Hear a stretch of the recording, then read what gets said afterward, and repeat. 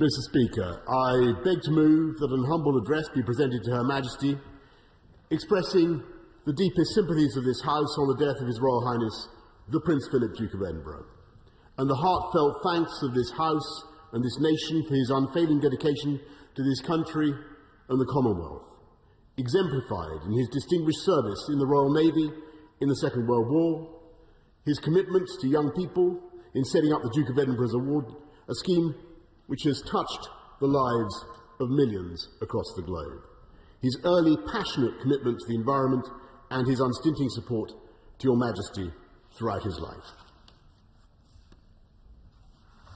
Mr. Speaker, it is fitting that on Saturday His Royal Highness the Duke of Edinburgh will be conveyed to his final resting place in a Land Rover which Prince Philip designed himself with a long wheelbase and capacious rear cabin, because that vehicle's unique and idiosyncratic silhouette reminds the world that he was above all a practical man who could take something very traditional, whether a machine or indeed a great national institution, and find a way by his own ingenuity to improve it, to adapt it for the 20th and the 21st century. That gift for innovation was apparent from his earliest career in the Navy. When he served in the Second World War, he was mentioned in dispatches for his alertness and appreciation of the situation during the Battle of Cape Matapan, and he played a crucial role in helping to sink 2 enemy cruisers. But it was later, during the invasion of Sicily, that he was especially remembered by his crewmates for what he did to save their own ship. In a moment of high danger, at night, when HMS Wallace was vulnerable to being blown up by enemy planes, he improvised a floating decoy, complete with fires to make it look like a stricken British vessel, so that the Wallace was able to slip away and the enemy took out the decoy. He was there at Tokyo Bay in 1945, barely 200 yards away from the Japanese surrender on the deck of USS Missouri. But he wasn't content just to watch history through his binoculars.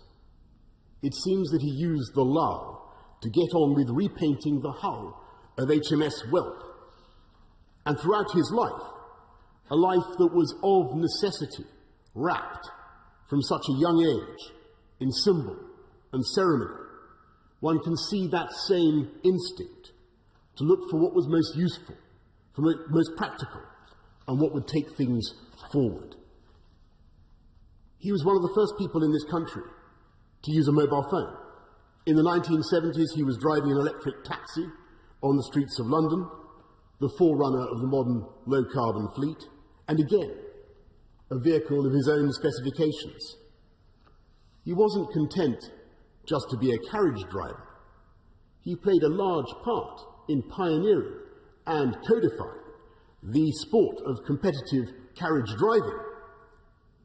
If it is true, Mr. Speaker, that carriage driving is not a mass participation sport, not yet, he had other novel ideas that touched the lives of millions, developed their character and confidence, their teamwork and self-reliance. It was amazing and instructive to listen on Friday to the Cabinet's tributes to the Duke and to hear how many of them were proud to say that they or their children had benefited from taking part in his Duke of Edinburgh award schemes. I will leave it to the House to speculate as to who claimed to have got a gold award and who got a bronze. But I believe those ministers spoke for millions around the world, across this country, who felt that the Duke had in some way touched their lives. People whose work he supported in the course of an astonishing 22,219 public engagements. People he encouraged and people, yes, that he amused. It is true that he occasionally drove a coach and horses through the finer points of diplomatic protocol. and he coined a new word, dontopedology, for the experience of putting your foot in your mouth.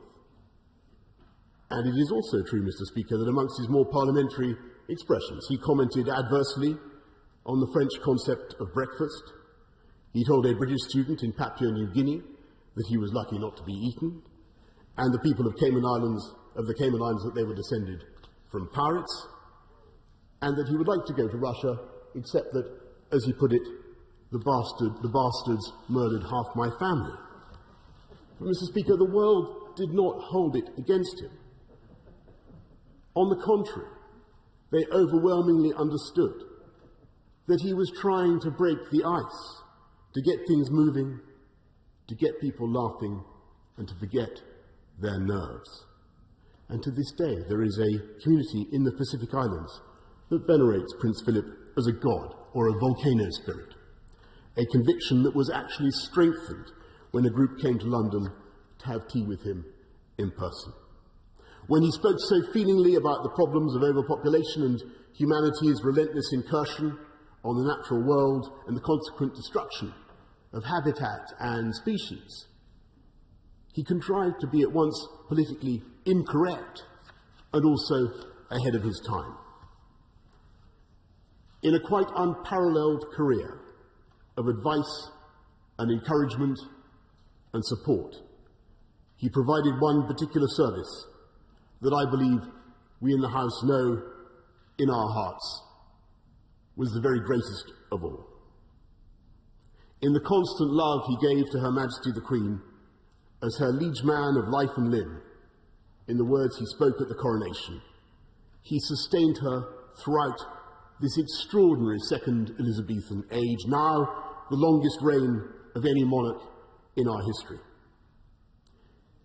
It was typical of him that in wooing Her Majesty, famously not short of a jewel or two, he offered jewellery of his own design. He dispensed with the footmen in powdered wigs.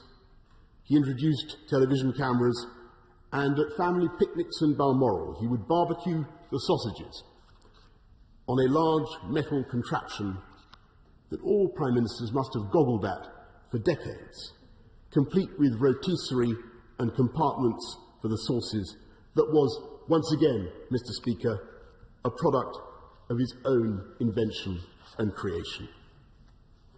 Indeed, as an advocate of skills and craft and science and technology, this country has had no royal champion to match him since Prince Albert. And I know that in due course the House and the country will want to consider a suitable memorial to Prince Philip. It is with that same spirit of innovation that, as co-gerent of the royal family, he shaped and protected the monarchy through all the vicissitudes of the last 7 decades, and helped to modernise and continually to adapt an institution that is above politics, that incarnates our history, and that is indisputably vital to the balance and happiness of our national life. By his tireless, unstinting service to the Queen, the Commonwealth, the armed forces, the environment, to millions of young people and not so young people around the world, and to countless other causes, he gave us, and he gives us all, a model of selflessness and of putting others before ourselves. And though I suspect, Mr. Speaker, that he might be embarrassed or even faintly exasperated to receive these tributes, he made this country a better place, and for that he will be remembered with gratitude and with fondness for generations to come. The question is that the humble address be presented to Her Majesty as on the